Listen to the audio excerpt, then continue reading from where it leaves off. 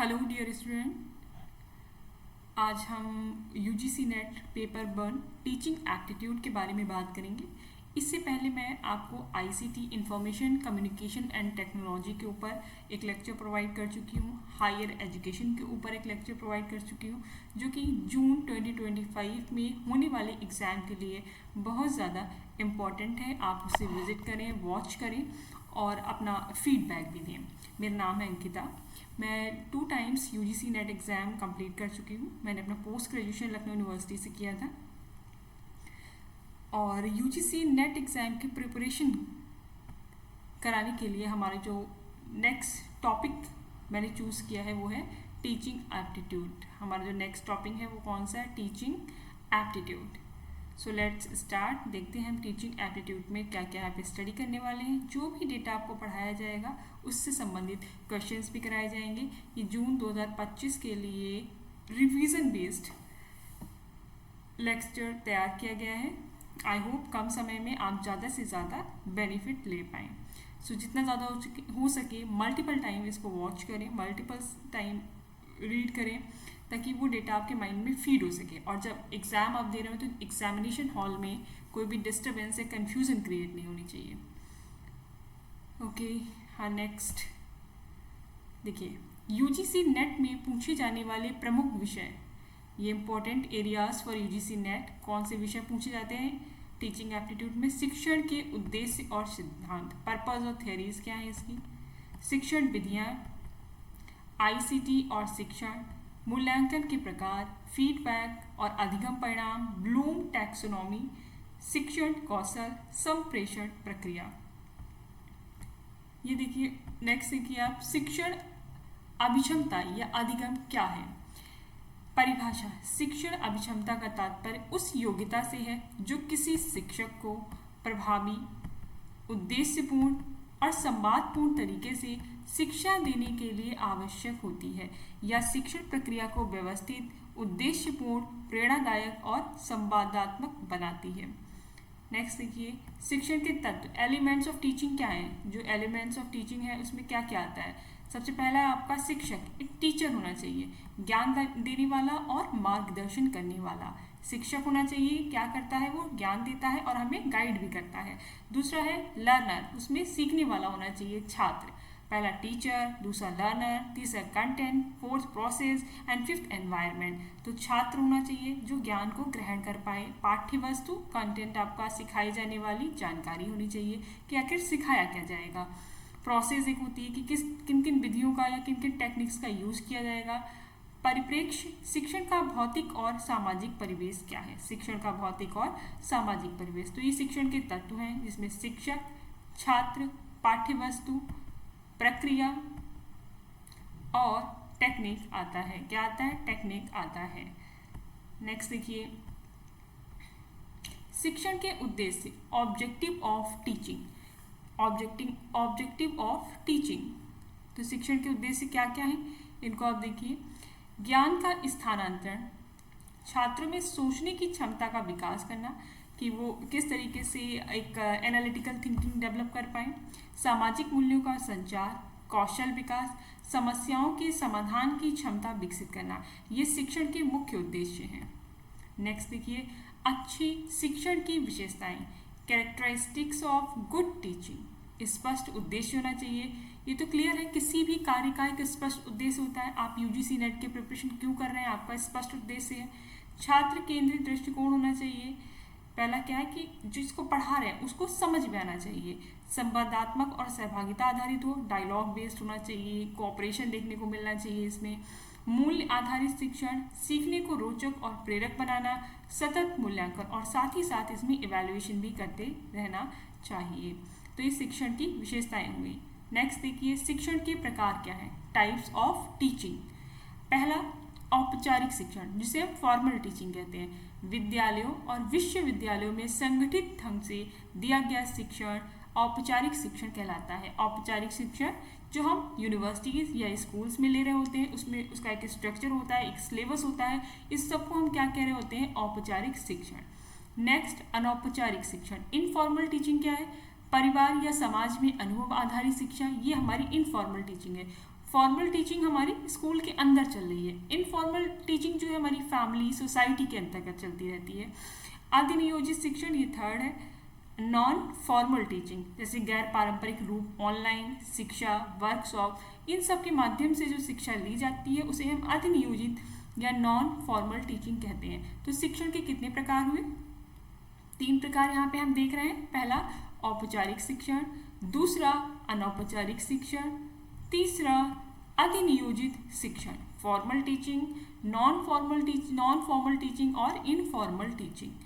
Next देखिए शिक्षण की विधियाँ, वे कौन से मेथड्स हैं जिसके द्वारा टीचिंग दी जाती है या शिक्षण कराया जाता है। पहला लेक्चर मेथड, क्या होता है? व्याख्यान विधि, जिसे हम कहते हैं लेक्चर मेथड। आपने देखा होगा ना कि कॉलेजेस वगैरह में प्रोफेसर लेक्चर देते हैं, तो हम इसे लेक्चर मेथड कहते हैं। चर्चा विधि, किसी टॉपिक पे डिस्कशन करना, वो क्या कहलाता है? चर्चा विधि कहलाता है। फिर परियोजना विधि, project method. Next discovery method, demonstration method, और आपका लास्ट आ जाता है ऑडियो विजुअल मेथड। व्याख्यान विधि, चर्चा विधि, परियोजना विधि, खोज विधि, प्रयोगात्मक विधि और दृश्य श्रव्य विधि, ये शिक्षण की विधियां हैं। इन सभी मेथड्स को यूज करते हुए टीचिंग प्रोवाइड की जाती है। नेक्स्ट देखिए प्रभावी शिक्षण के सिद्धांत क्या हैं। हमने उद्देश्य देख लिए, मेथड्स देख लिए, अब हम देख रहे हैं कि principles of effective teaching, effective teaching कैसे होती है, क्या उसका सिद्धांत है। पहला है इसमें एक्टिव पार्टिसिपेशन होना चाहिए, लर्नर का भी और टीचर का भी। सक्रिय सहभागिता की बात कर रहे हैं, सक्रिय सहभागिता हो।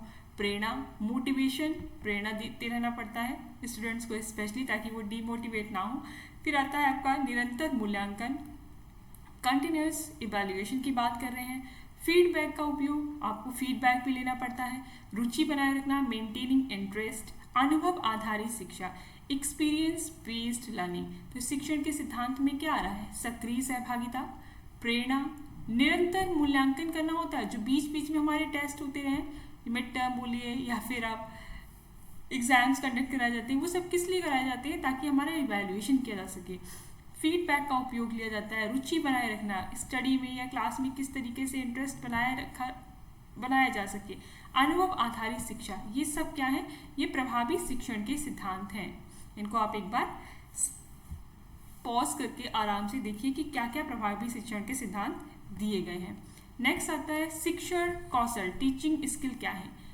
पाठ्य योजना बनाना, पाठ की योजना बनाना कि पढ़ाना क्या है। प्रश्न पूछने की कला, समय का प्रबंधन, भाषा एवं संप्रेषण कौशल, कक्षा प्रबंधन, ICT का प्रयोग, ये सब शिक्षण कौशल के अंतर्गत आते हैं। पाठ योजना बनाना, प्रश्न पूछने की कला, समय प्रबंधन, भाषा एवं संप्रेषण कौशल, कक्षा प्रबंधन, ICT का प्रयोग, ये सब किसके अंतर्गत आ रहे हैं? ये शिक्षण कौशल के अंतर्गत आते हैं। नेक्स्ट देखिए अधिगम और शिक्षण का अंतर, difference between learning and teaching. आधार, अधिगम और शिक्षण। प्रक्रिया क्या है इसकी? ज्ञान प्राप्त करना और ज्ञान देना। अधिगम जो सीख रहा है और शिक्षण जो दे रहा है। तो इसमें हम लर्नर की बात कर रहे हैं। अधिगम का मतलब है हमारा लर्नर, ठीक है, और शिक्षण का मतलब है टीचर।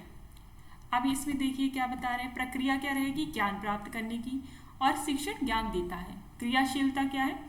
ये स्टूडेंट ओरिएंटेड होता है, छात्र केंद्रित है, शिक्षक केंद्रित होती है। उद्देश्य क्या है? विकास, लर्नर जो है जो सीख रहा है उसका विकास हो सके। शिक्षण क्या करता है? आपको मार्गदर्शन दे रहा है, आपको गाइड कर रहा है। नियंत्रण क्या है? छात्र के पास, और शिक्षण का शिक्षण के पास होता है। नेक्स्ट देखिए ब्लूम का वर्गीकरण, जिसे हम ब्लूम्स टैक्सोनॉमी कहते हैं। अब ब्लूम ने क्या वर्गीकरण किया है ये देखते हैं। इंट्रोडक्शन देखिए, ब्लूम का वर्गीकरण शिक्षण उद्देश्यों का एक व्यवस्थित वर्गीकरण है।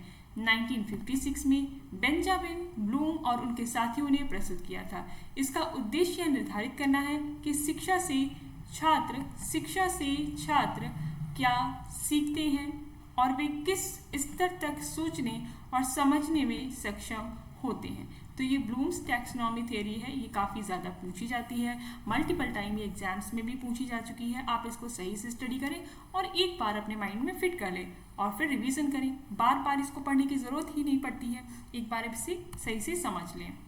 नेक्स्ट देखिए मुख्य उद्देश्य जो ब्लूम्स टैक्सोनॉमी है उसका मुख्य उद्देश्य क्या है। देखिए, यह वर्गीकरण शिक्षण उद्देश्यों को 3 क्षेत्रों में बांटता है। जो शिक्षण का उद्देश्य है वो 3 क्षेत्रों में यहाँ पे डिवाइड होता है। पहला है आपका कॉग्निटिव डोमेन, संज्ञानात्मक क्षेत्र, इसको अच्छे से स्टडी करिएगा।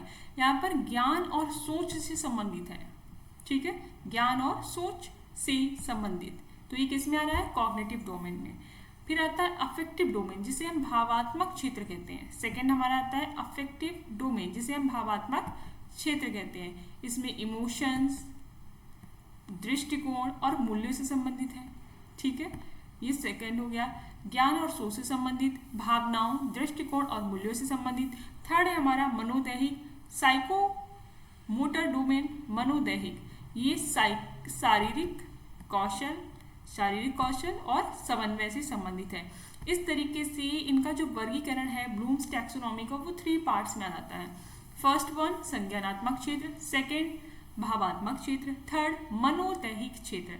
3 तरीके से इन्होंने इसको डिवाइड किया है। संज्ञानात्मक क्षेत्र में आपका क्या आ रहा है, ज्ञान और सोच आ रहा है। भावात्मक क्षेत्र में भावनाएं, दृष्टिकोण, मूल्यों से संबंधित बात करते हैं, जो एक इमोशन लेवल की बात होती है। मनोदैहिक में आपका शारीरिक कौशल और समन्वय से संबंधित। नेक्स्ट देखिए, स्मरणीय सूत्र क्या है, इसमें क्या हमें याद रखना चाहिए, वही चीज़ें उसको हमने थोड़ा जनरल वे में दे दिया। कॉग्निटिव ज्ञान क्या है, नॉलेज टू क्रिएटिविटी, ज्ञान प्राप्त करती है फिर इसको क्रिएटिविटी में कन्वर्ट करना। अफेक्टिव में एटीट्यूड एंड वैल्यूज की बात कर रहे हैं। साइकोमोटर में डूइंग और परफॉर्मिंग में बात की जाती है।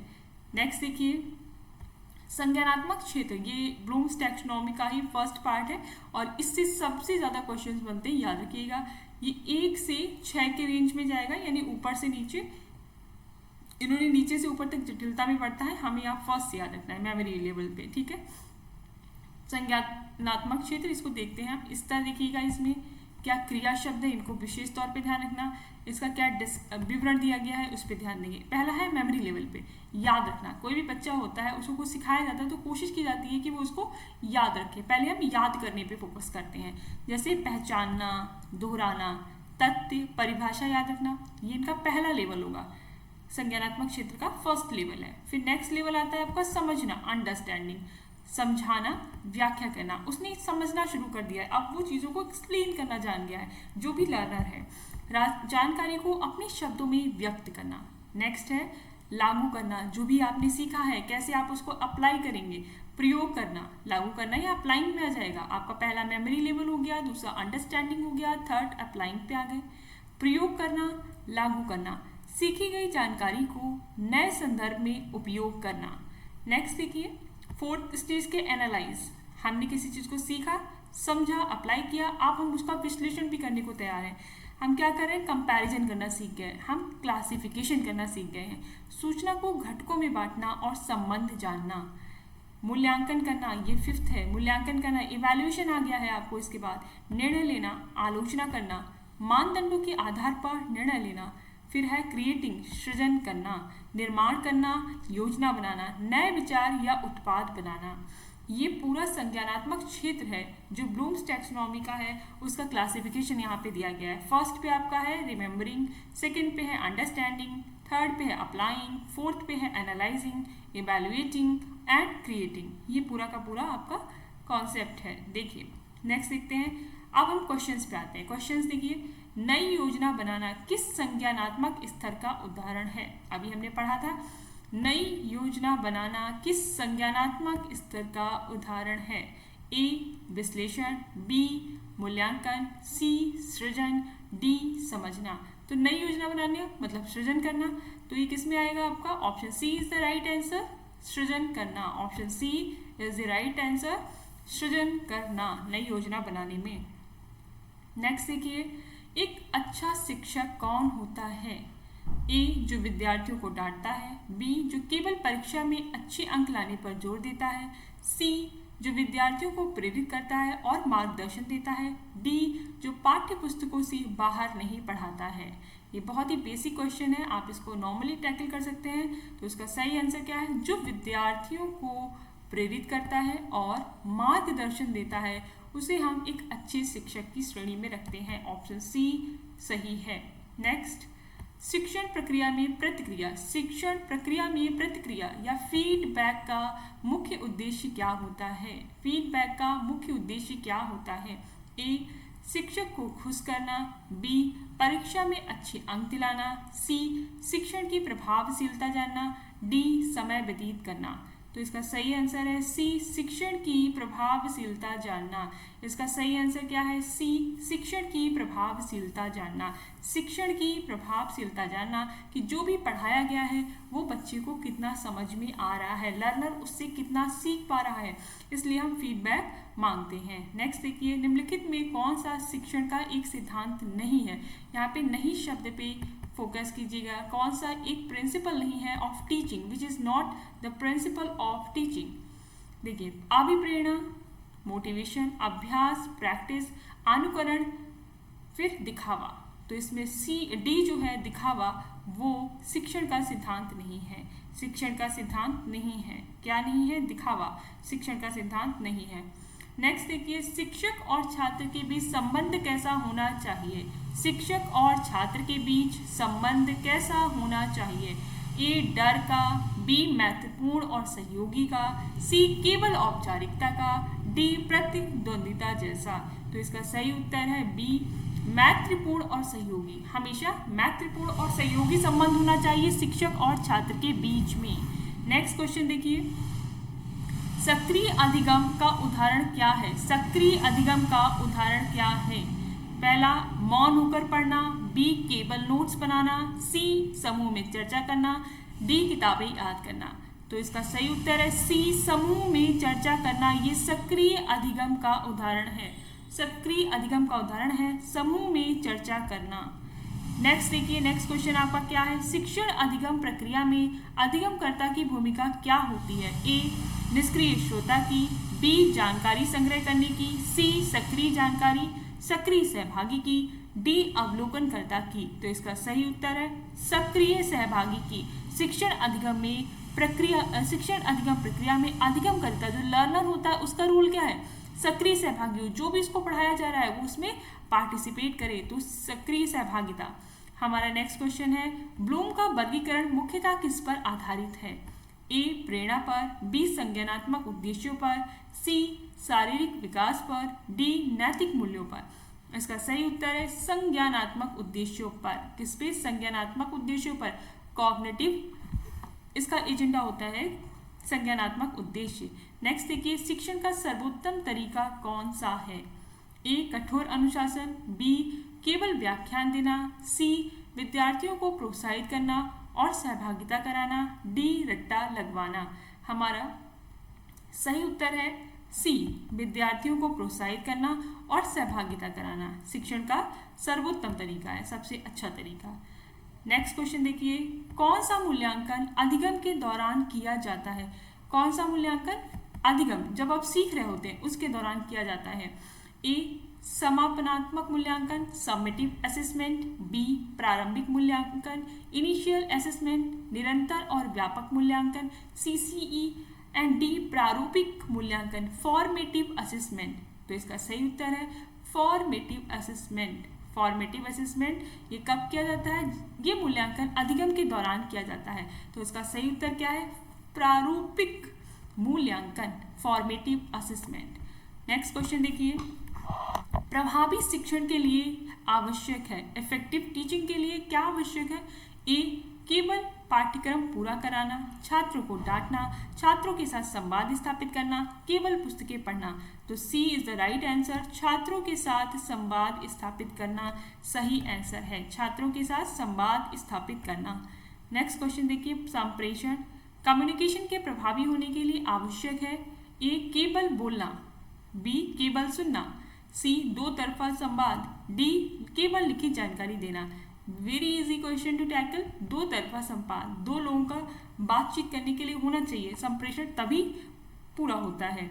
नेक्स्ट, निम्नलिखित में से कौन सी शिक्षण विधि छात्र केंद्रित नहीं है? कौन सी शिक्षण विधि जो स्टूडेंट ओरिएंटेड नहीं है, छात्र केंद्रित नहीं है। जितने भी क्वेश्चंस अभी तक हमने आपको कराए हैं यह कहीं ना कहीं किसी ना किसी पेपर में यूजीसी नेट में पूछे गए हैं। पेपर 1 के लिए काफ़ी इम्पॉर्टेंट है ये लेक्चर, आप अच्छे से इसको स्टडी करें, रिवाइज करके ही एग्जाम देने के लिए जाएं। ए व्याख्यान विधि, बी परियोजना विधि, सी खोज विधि, डी संवाद विधि। कौन सी शिक्षण विधि छात्र केंद्रित नहीं है? व्याख्यान विधि, क्योंकि लेक्चर देते टाइम आप सिर्फ लेक्चर दे रहे हैं, उसमें पार्टिसिपेशन नहीं हो पा रहा है, तो ये छात्र केंद्रित नहीं है। नेक्स्ट देखिए, आईसीटी का प्रयोग शिक्षण में कैसे लाभकारी होता है? ए मनोरंजन के लिए, बी शिक्षक को आराम देने के लिए, सी विषय वस्तु को रोचक और प्रभावी बनाने के लिए, डी परीक्षा पास करने के लिए। इसका सही उत्तर है विषय वस्तु को रोचक और प्रभावी बनाने के लिए हमें आईसीटी का यूज करना चाहिए। नेक्स्ट क्वेश्चन देखिए, निम्नलिखित में से कौन सा शिक्षण का मुख्य उद्देश्य है? ए छात्रों को रोजगार दिलवाना शिक्षण का मुख्य उद्देश्य, ओके। बी छात्रों को प्रमाण पत्र या सर्टिफिकेट देना, छात्रों में रचनात्मकता और सोच विकसित करना, छात्रों को अनुशासन सिखाना। ये सभी हो सकते हैं, लेकिन जो सबसे बेहतर है वो है सी छात्रों में रचनात्मकता और सोच विकसित करना। ये शिक्षण का मुख्य उद्देश्य है, शिक्षण का मुख्य उद्देश्य है। नेक्स्ट देखिए, यदि एक शिक्षक छात्रों को विषय समझाने के लिए उदाहरण और चित्रों का प्रयोग करता है, किसका एग्जाम्पल्स दे रहा है, वो कुछ पिक्चर्स का भी यूज कर रहा है, तो वह किस प्रकार की शिक्षण विधि अपना रहा है? ए मौखिक विधि, गलत है। दृश्य श्रव्य विधि, सही है। प्रयोगात्मक विधि, डी परंपरागत विधि। इसका सही उत्तर है ऑप्शन बी दृश्य श्रव्य विधि, audio visual method, audio visual method. Next देखिए, एक शिक्षक छात्रों से बार बार प्रश्न पूछता है ताकि वे सोच सकें, यह किस प्रकार का शिक्षण है? ए प्रेरक शिक्षण, बी मूल्यांकनात्मक शिक्षण, सी सक्रिय शिक्षण, डी सूचना आधारित शिक्षण।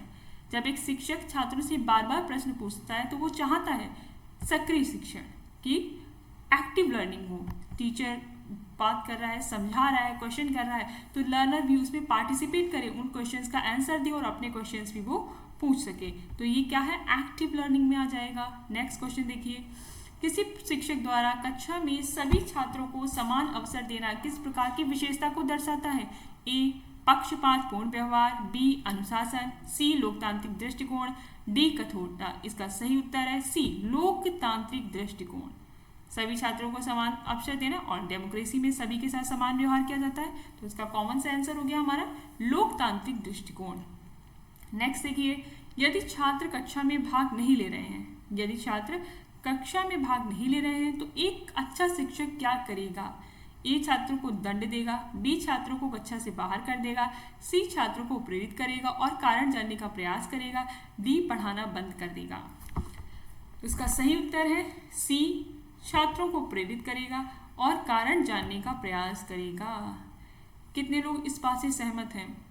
जब हम स्कूल लेवल पे थे तब क्या किया जाता था, या तो पनिशमेंट दे दी जाती होगी या फिर स्टूडेंट को क्लास से बाहर किया जाता है, लेकिन जैसे जैसे आप हायर स्टडीज़ के लिए जाते हैं तो वहाँ पे ऐसा करना बंद कर दिया जाता है। वहाँ पे क्या होता है, छात्रों को प्रेरित करेगा जो भी टीचर होगा और कारण जानने का प्रयास करेगा कि कोई भी स्टूडेंट पढ़ाई में या क्लास में इंटरेस्ट क्यों नहीं ले रहा है, तो इसका सही उत्तर है सी।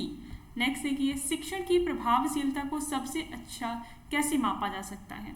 ए छात्रों की उपस्थिति से, बी छात्रों के परीक्षा परिणामों से, सी छात्रों के सीखने की प्रगति से, डी शिक्षक की डिग्री से। अगर हमें शिक्षण की प्रभावशीलता मापनी है तो इसका सही उत्तर है सी छात्रों के सीखने की प्रगति से। हम देख सकते हैं कि कोई टीचर कितने इफेक्टिव तरीके से पढ़ाता है। नेक्स्ट देखिए, शिक्षण कौशल का एक महत्वपूर्ण भाग क्या है? ए तेज आवाज, बी सख्त अनुशासन, डी सी प्रश्न पूछने की कला, डी लंबे लेक्चर। तो इसका सही उत्तर है सी प्रश्न पूछने की कला। हमारा नेक्स्ट क्वेश्चन है, ब्लूम के रिवाइज्ड टैक्सोनॉमी में सबसे उच्च स्तर कौन सा है? मूल्यांकन, विश्लेषण, सृजन, समझना। तो सबसे ज़्यादा सही, सबसे उच्च स्तर है सृजन का, क्रिएशन करना, इनोवेशन का। सबसे सही है सी सृजन। नेक्स्ट क्वेश्चन देखिए, निम्नलिखित में से कौन सा संज्ञानात्मक क्षेत्र से संबंधित नहीं है? संज्ञानात्मक क्षेत्र से संबंधित नहीं है। ए याद रखना, बी भावना व्यक्त करना, सी लागू करना, डी विश्लेषण करना। तो इसका सही उत्तर है बी भावना व्यक्त करना। ये संज्ञानात्मक क्षेत्र में नहीं आता है। संज्ञानात्मक क्षेत्र में क्या आता है? याद रखना, लागू करना, विश्लेषण करना, इवैल्यूएशन, ये सब आता है, लेकिन भावना व्यक्त करना संज्ञानात्मक क्षेत्र से संबंधित नहीं है। नेक्स्ट देखिए, सूचना को वर्गीकृत करना और तुलना करना ब्लूम के किस स्तर का उदाहरण है? ए विश्लेषण, बी मूल्यांकन, सी सृजन, डी समझना। तो इसका सही उत्तर है ए विश्लेषण करना, जिसमें हम सूचना को वर्गीकृत कर पा रहे हैं और कंपैरिजन बिठा पा रहे हैं, तो वो क्या है? विश्लेषण के अंतर्गत आता है। नेक्स्ट क्वेश्चन देखिए, ब्लूम्स टैक्सोनॉमी के कौन से क्षेत्र में मूल्यों और दृष्टिकोण का समावेश होता है? इसमें मूल्य और दृष्टिकोण का समावेश होता है। ए संज्ञानात्मक, बी भावात्मक, सी मनोदैहिक, डी सामाजिक। इसका सही उत्तर है बी भावात्मक, जिसमें हम वैल्यूज और दृष्टिकोण के ऊपर विचार करते हैं। तो ये किस में आएगा? भावात्मक। तो ये आपका हो गया ब्लूम्स टैक्सोनॉमी का नेक्स्ट क्वेश्चन। नेक्स्ट देखिए, तथ्यों को याद रखना। तथ्यों को याद रखना ये आता है ए ब्लूम के किस स्तर पर आता है? ए समझना, बी याद रखना, सी लागू करना, डी विश्लेषण करना। इसका सही उत्तर है बी याद रखना।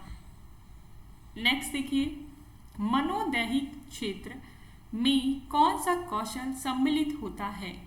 मनोदैहिक क्षेत्र में कौन सा कौशल सम्मिलित होता है? ए संज्ञानात्मक निर्णय, बी शारीरिक गतिविधियां, सी मूल्यांकन, डी संप्रेषण कौशल।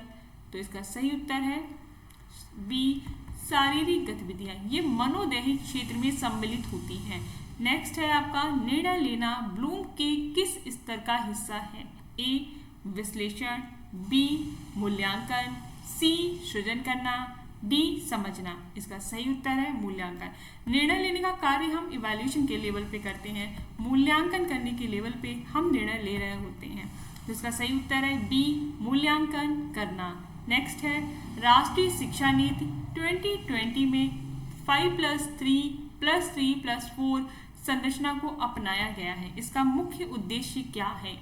ए पाठ्यक्रम को कठिन बनाना, बी विद्यार्थियों पर बोझ बढ़ाना, सी सीखने की लचीलापन और विकासात्मक उपयोगिता सुनिश्चित करना, डी परीक्षा प्रणाली को जटिल बनाना। इसमें से आपका सही उत्तर क्या है? सीखने की लचीलापन और विकासात्मक उपयुक्तता सुनिश्चित करना। फ्लेक्सिबिलिटी ऑफ लर्निंग यहाँ पे देखने को मिलेगी और डेवलपमेंट भी हो पाए। नेक्स्ट देखिए, पीएम ई विद्या योजना का मुख्य उद्देश्य क्या है? पीएम ई विद्या ये प्लान कब शुरू किया गया है? कोई हमें बता सकता है तो कमेंट करके बताएं। जितने भी स्टूडेंट्स को इसका आंसर पता हो, पीएम ई विद्या योजना कब शुरू की गई थी, इसका आंसर कमेंट करके दें। पीएम ई विद्या योजना का मुख्य उद्देश्य क्या है? ए विद्यार्थियों को खेल कूद में प्रशिक्षित करना, डिजिटल सेवा को या डिजिटल शिक्षा को बढ़ावा देना, सी स्कूलों का निजीकरण करना, डी विदेशों में शिक्षा अवसर प्रदान करना। इसका सही उत्तर है डिजिटल शिक्षा को बढ़ावा देना। डिजिटल शिक्षा को बढ़ावा देना इसका सही उत्तर है। नेक्स्ट क्वेश्चन देखिए, 2024 में एआई आधारित टूल्स का शिक्षण में तेजी से उपयोग बढ़ा है। एक कुशल शिक्षक के लिए यह क्या करता है? तो देखते हैं। ए तकनीक से डरना चाहिए, बी पारंपरिक तरीकों पर ही निर्भर रहना चाहिए, सी तकनीकी उपकरणों के साथ तालमेल बनाना चाहिए, डी तकनीक को पूरी तरह नकार देना चाहिए। तो इसका सही उत्तर है कि जो टेक्निक डिवाइसेस हैं उनके साथ तालमेल बनाना चाहिए। तो एआई आधारित जो टूल्स हैं वो शिक्षण के लिए लाभदायक है। इसका मतलब है एक शिक्षक को तकनीकी उपकरणों के साथ तालमेल बिठाना चाहिए। नेक्स्ट देखिए, स्वयं प्लेटफॉर्म किस उद्देश्य के लिए आरंभ किया गया? ए स्कूल पाठ्यक्रमों को नियंत्रित करने के लिए, बी छात्रों को एआई सिखाने के लिए, सी ऑनलाइन उच्च शिक्षा पाठ्यक्रम प्रदान करने के लिए, डी केवल विज्ञान विषय को बढ़ावा देने के लिए। इसका सही उत्तर है ऑनलाइन उच्च शिक्षा पाठ्यक्रम प्रदान करने के लिए। ऑनलाइन उच्च शिक्षा पाठ्यक्रम प्रदान करने के लिए स्वयं प्लेटफॉर्म की शुरुआत की गई थी। नेक्स्ट क्वेश्चन देखिए, नई संसद भवन के उद्घाटन को एक शिक्षक द्वारा लोकतंत्र के मूल्यों की शिक्षा से जोड़ना किस शिक्षण विधि का उदाहरण है? ऑप्शन ए रटकर सिखाना, ऑप्शन बी अनुभव आधारित शिक्षण, ऑप्शन सी व्याख्यान विधि, ऑप्शन डी विशुद्ध रूप से सैद्धांतिक शिक्षण। तो इसका सही उत्तर है बी अनुभव आधारित शिक्षण, अनुभव आधारित शिक्षण। नेक्स्ट देखिए, G20 शिखर सम्मेलन में भारत की अध्यक्षता को विद्यालय स्तर पर बच्चों को सिखाने का सही तरीका क्या है? G20 शिखर सम्मेलन के बारे में अगर हमें बच्चों को सिखाना है तो इसका सही तरीका क्या होगा? ए केवल तथ्य याद कराना, बी प्रश्नोत्तरी कराना, सी रोल प्ले और समूह चर्चा कराना, डी परीक्षा के लिए पढ़ाना। तो इसका सही उत्तर है रोल प्ले और समूह पर चर्चा कराना। ये सबसे बेहतर तरीका होगा G20 शिखर सम्मेलन में भारत की अध्यक्षता के बारे में विद्यालय स्तर के बच्चों को सिखाने के लिए। हमारा नेक्स्ट क्वेश्चन है, दीक्षा का पूरा नाम क्या है? DIKSHA, इसका पूरा नाम क्या है? तो हमारा फर्स्ट ऑप्शन है digital infrastructure for knowledge sharing, B digital India knowledge system for holistic advancement, C digital infrastructure for knowledge sharing and awareness, D digital infrastructure for knowledge sharing and accessibility. तो इसका सही उत्तर क्या है? दीक्षा का digital infrastructure for knowledge sharing and accessibility, ये इसका सही उत्तर है। नेक्स्ट क्वेश्चन देखिए, दीक्षा पोर्टल किस मंत्रालय द्वारा विकसित किया गया? कौन सी ऐसी मिनिस्ट्री है जिसने इस पोर्टल को लॉन्च किया था? A ministry of education, B ministry of electronics and information technology, C ministry of science and technology, D ministry of home affairs. तो ये एजुकेशन से जुड़ा हुआ पोर्टल है।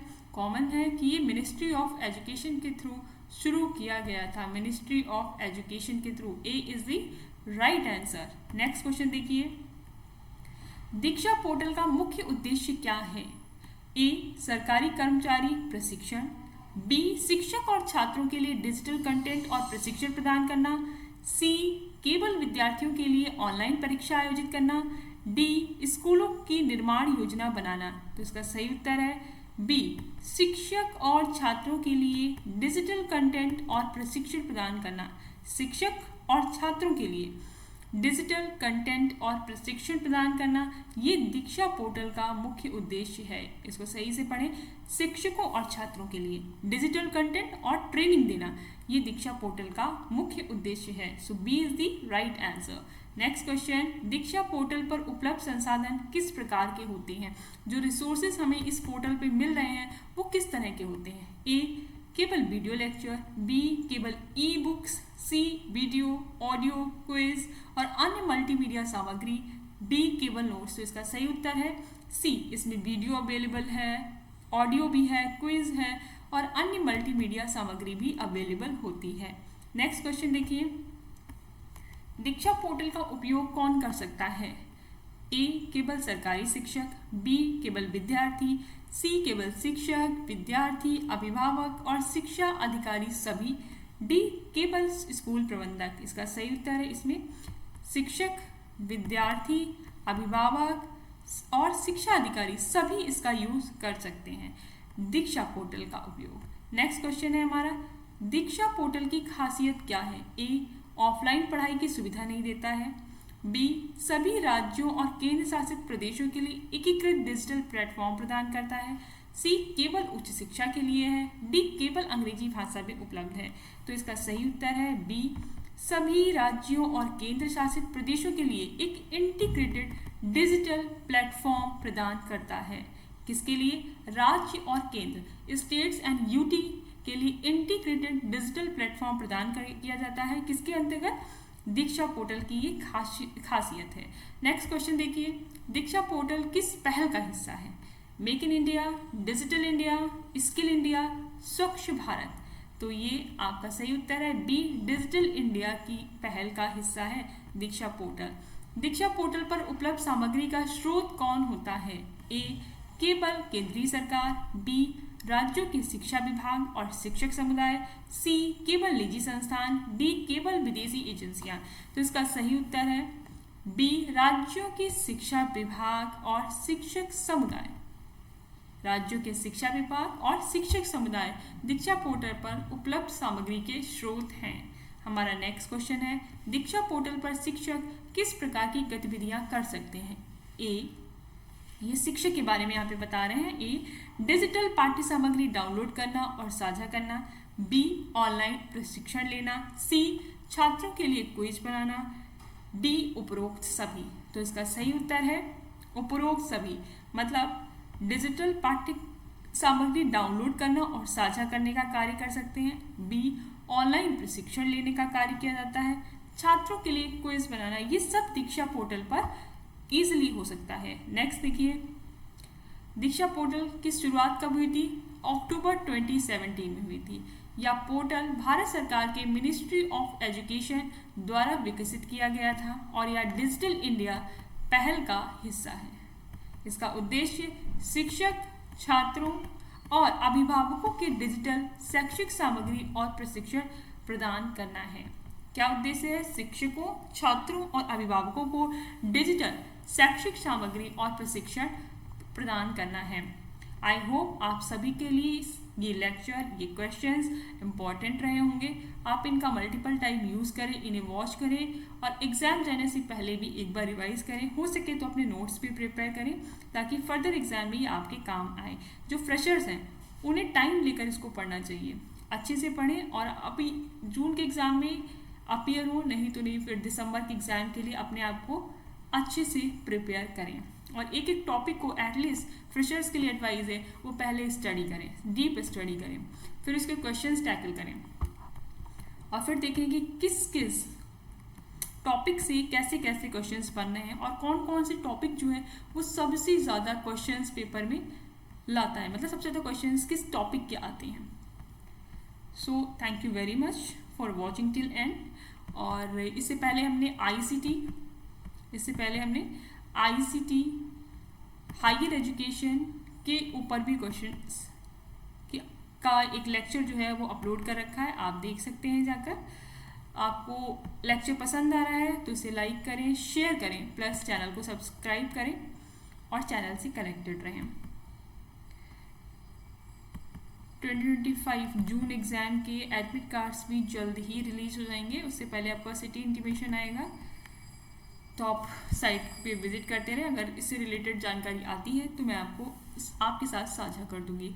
हमारा जो मेन सब्जेक्ट रहता है यूजीसी नेट का वो पेपर 1 प्लस पॉलिटिकल साइंस का पेपर जो है वो हमारा मेन कोर सब्जेक्ट रहता है।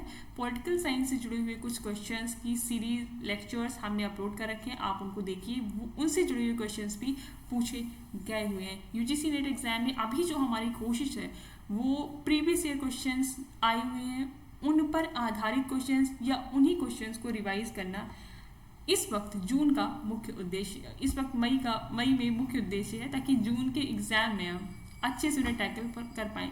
सबसे बड़ी प्रॉब्लम जो आती है ड्यूरिंग एग्जामिनेशन या एग्जामिनेशन हॉल में वो ये रहती है कि ऑप्शंस दिए होते हैं बट एट द टाइम अगर आपको कन्फ्यूज़न हो रहा है तो वो प्रॉब्लमेटिक है। इसका मतलब हमें क्या करना है, मल्टीपल टाइम रिवीजन करना है।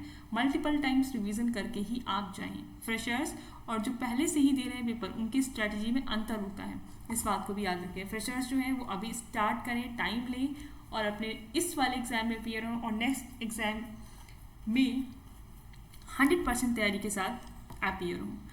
सो all the best to all learners. Thank you very much for watching till end. और इसे ज़्यादा से ज़्यादा प्रमोट करें, ज़्यादा से ज़्यादा शेयर करें ताकि और भी स्टूडेंट्स इन लेक्चर्स का फ़ायदा ले सकें।